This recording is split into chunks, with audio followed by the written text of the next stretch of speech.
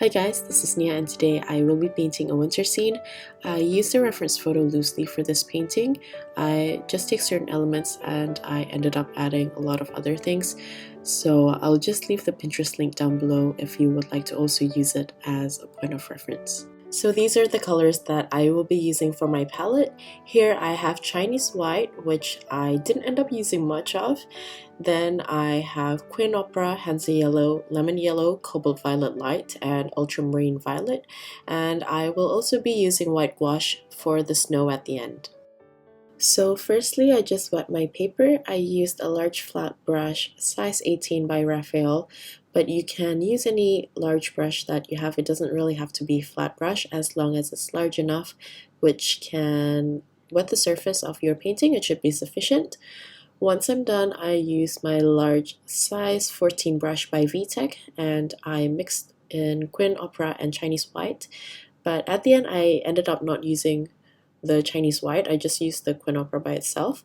I used this color to paint the top of the sky on the wet paper about a quarter way down, and moving down I start to add some Hansa yellow to create an orange mix, and then below that I just used Hansa yellow by itself to create a gradation for the sunset. As I get to the yellow part of the sky, I also left out a small circle for the sun. Here, I just tried to increase the intensity of colors, but if you prefer a mostly pastel sky like the reference photo, just leave the colors nice and light. Near the sun, I used a thick consistency of lemon yellow to line around the shape to create a cleaner circle, but as you can see, it's a bit runny here because of the wet paper, but I just left it as it is for now for the paint to settle. Then when it starts to dry, I use some tissue to take off the paint that's running inside the circle. Then for the rest of the bottom part, I used some cobalt violet light, and in some areas I also applied some ultramarine violet, and I just changed between those two colors to give different hues to the base. Next, I'm going to build on the horizon line, and I'm going to create an orange color by mixing in Queen Opera and Hansa yellow together, and I'm going to start painting random shapes and lines for trees. I want to avoid painting the sun with the same color, and the orange should enhance the glow of the sun.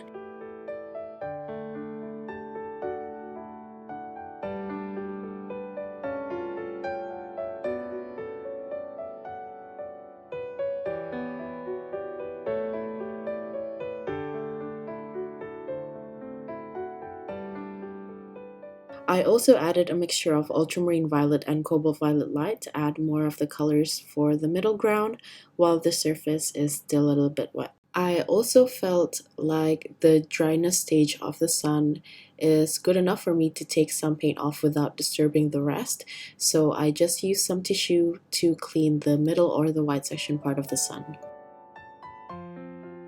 Here, when I tried to intensify the colors of the trees, the rest of the paper was already drying and I wanted this to run and create a blurry background. So I decided to just re-wet the whole area to get rid of the unwanted blooms that I created because the paper was drying up. And I just intensify the rest of the sky again and build up on the intensity of the trees again.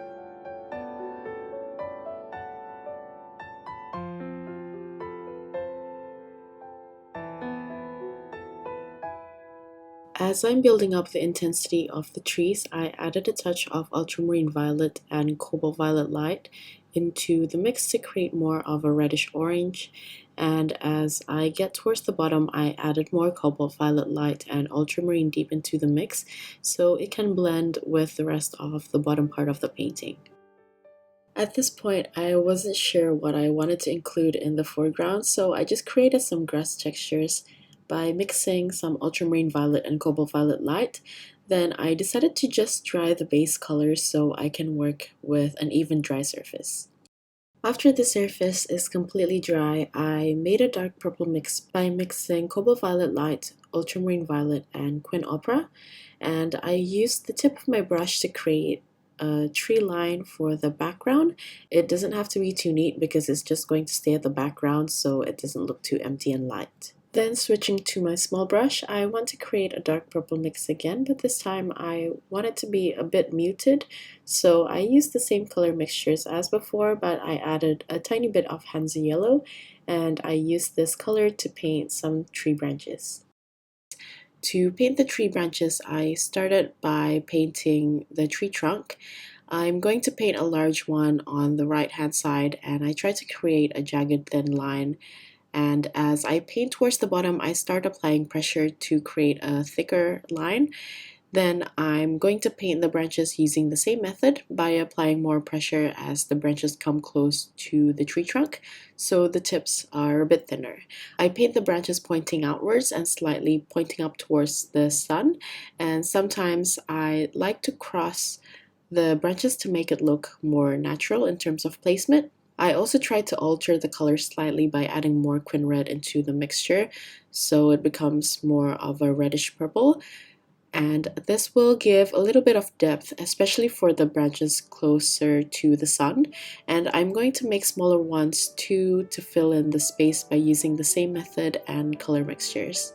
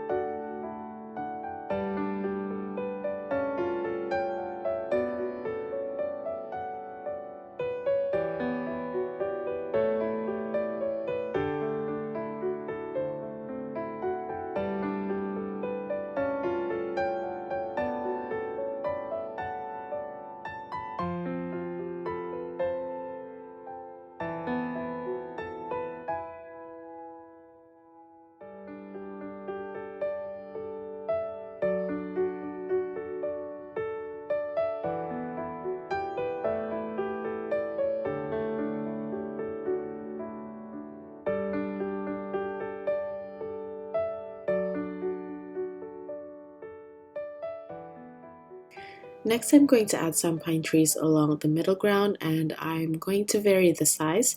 I'm using my smallest brush again here so I can control the water, and I'm making sure that the mixture I'm using is darker than the branches so it looks like it's placed in front of the branches.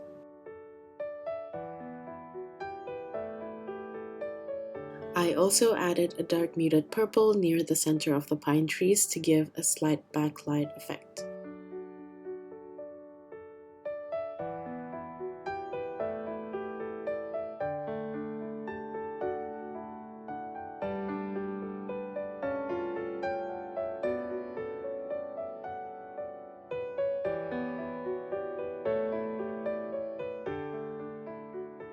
I'm also going to add some more pine trees in the background with a light purple.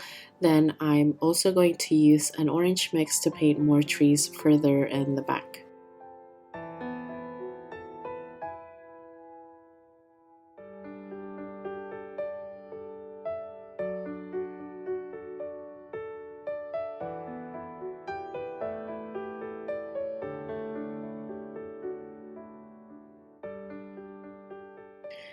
Next, I want to add some dried leaves, so I have here an old frayed brush, and I'm going to use the frayed bristles to create random strokes for the dried leaves on the tree branches. For this, I like to use a more diluted paint so it's not too dark, and I want to also switch between the reds and the purples with some of the reds near the placement of the sun.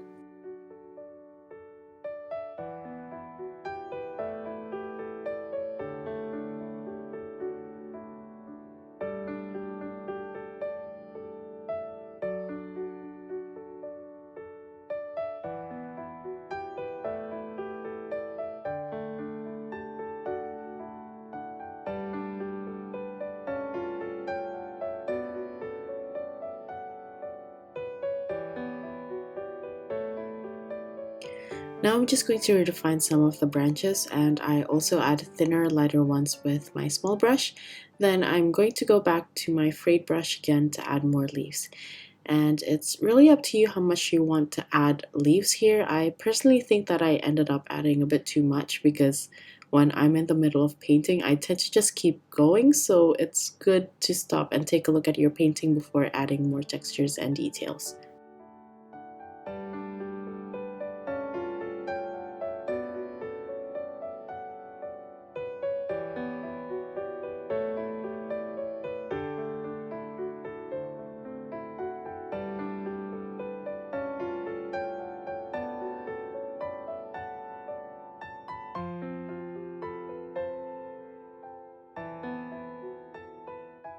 Here I also ended up adding more trees in the foreground the same way as I painted the rest of the pine trees, but this time I want to switch around to my frayed brush to vary the textures a little bit more. I also use the same brush to paint more grass textures in the foreground, and I'm also going to add some loose branches in certain places.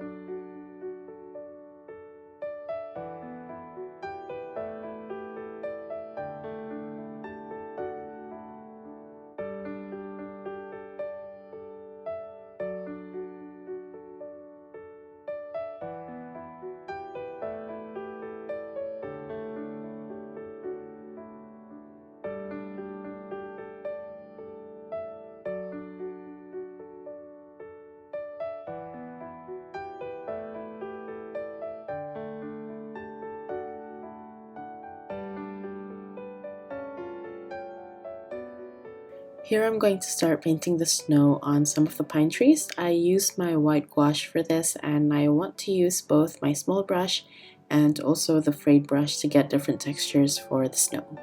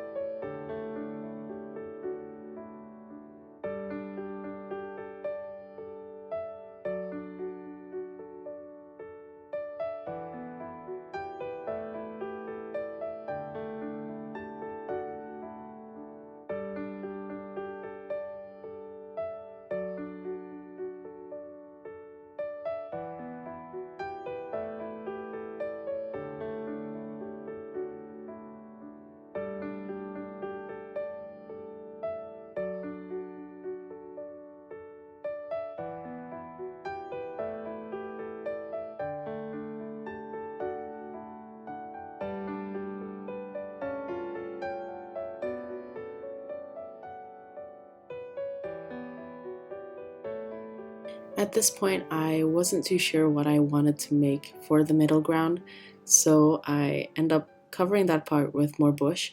But thinking about it, I think it would be nice to turn it into a lake or a body of water with some reflection from the trees, so that's an idea if you would also like to paint this.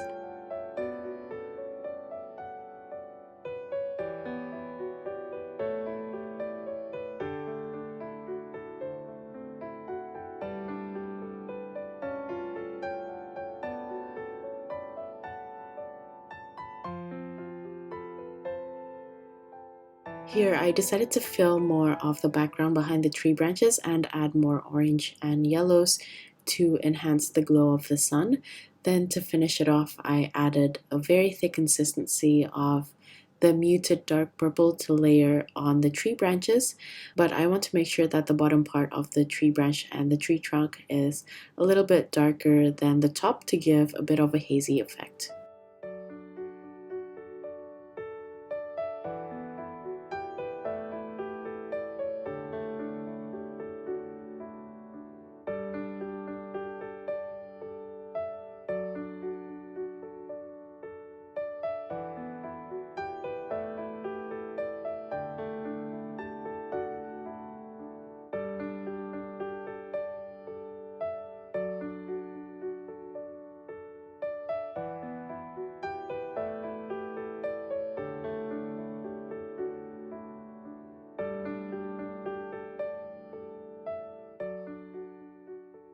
So that's pretty much it for the painting. Here I just very carefully pulled off the masking tape to reveal the final painting.